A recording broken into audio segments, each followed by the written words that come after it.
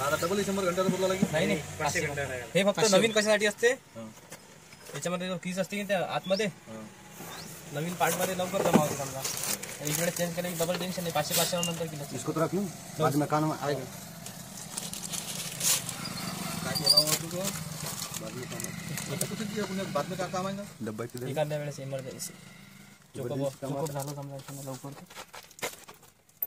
कामात क्वालिटी वस्तू बरोबर आहे कोणी पेशंट काय गॅरंटीच नाही का सध्या आता चोकोपी झालं तर